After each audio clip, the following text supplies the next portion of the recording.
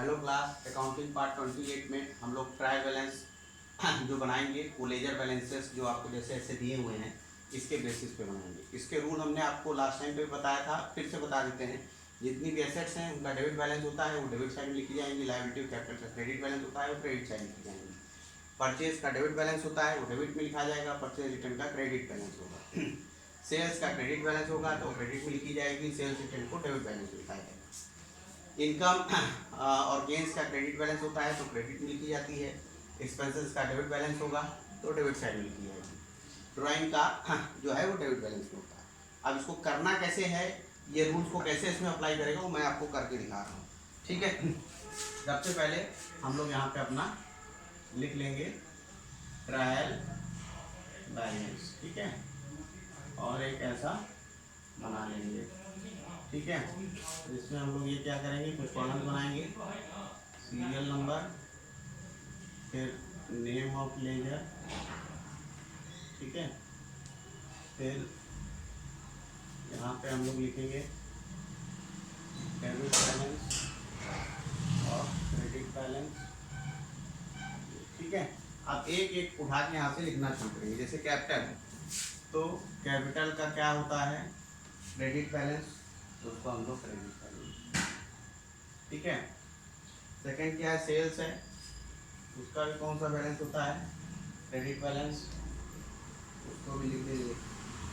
फिर opening stock हमारी asset है तो ओपनिंग स्टॉक को कहाँ पे लिख दिया जाएगा, डेबिट साइड में। एसेट्स को हम कहाँ लिखते हैं, डेबिट साइड में। चौथा हमारा क्या है, डेटर्स है, डेटर्स भी हमारी एसेट होती है, ठीक है, उसको कहाँ लिख दिया हमने, डेबिट में।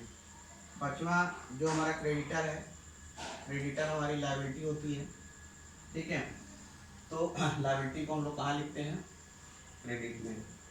छठा जो है परचेज है, ठीक है, परचेज को हम लोग कहाँ पे लिख देते हैं, डेबिट में, ठीक है। फिर उसके बाद सैलरी है,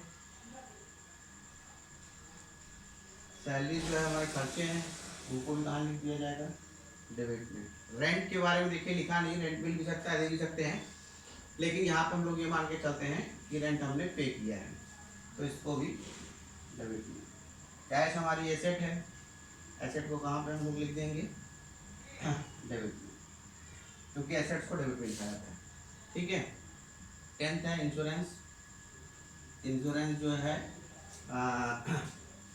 ये भी खर्चा है तो ये डेबिट में। अभी हम आपको पूरा हट जाते हैं तो आप लोग पूरा इसको कायदे से और नोट कर लीजिएगा। फिर ड्राइंग है, ठीक है, तो ड्राइंग भी एक टाइप से खर्चा ही है, 10,000 रुपये, उसको भी डेबिट। सब रूल को फॉलो के हिसाब से है, एकदम रूल के हिसाब से, ठीक है। प्लांट है, प्लांट भी हमारी एसेट है, वो 28,000 रुपये, ठीक है। फिर थर्ड जो है बैंक है, ठीक है, बैंक जो है वो भी हमारी एसेट है, वो भी डेबिट में आ जाएगी। तो ये देखिए हमने लिखा, देखिए कैपिटल को क्योंकि रूल लिखा हुआ है तो कैपिटल को क्रेडिट साइड में, सेल्स को भी क्रेडिट में लिखा, ओपनिंग स्टॉक को डेबिट में लिखा, डेटर्स को डेबिट में लिखा, ठीक है। उसके बाद क्रेडिटर्स को क्रेडिट में लिखा, परचेज को डेबिट में लिखा, सैलरीज को डेबिट में लिखा, रेंट को डेबिट में लिखा, कैश को 2,000 रुपये ये भी डेबिट में लिखा। फिर इंश्योरेंस है 300 रुपये का, ये भी डेबिट में लिखा। ड्राइंग जो है 10,000 रुपये की है, ये भी डेबिट में लिखा, खर्चा है। प्लांट जो है एसेट है 28,000 रुपये, ये भी डेबिट में लिखा। और बैंक जो है ये एसेट है 4,500 रुपये का, ये भी डेबिट में लिखा। तो अगर आप जो है दोनों साइड को टोटल करें, अगर आप दोनों साइड को टोटल करें तो दोनों साइड का टोटल जो है वो बराबर आएगा। अब जैसे 76,000 इधर आ रहा है और 76,000 इधर आ रहा है, ठीक है। तो अब तक हम लोग लेजर को बनाने का 2 सिस्टम सीख चुके, एक तो जनरल से पूरा लेजर बनाना और एक जब ये कैश बैलेंसेस दिए रहते हैं इनके थ्रू लेजर बनाना, ठीक है। इस पार्ट पे सिर्फ इतना ही, आगे का नेक्स्ट पार्ट में। Okay, thank you.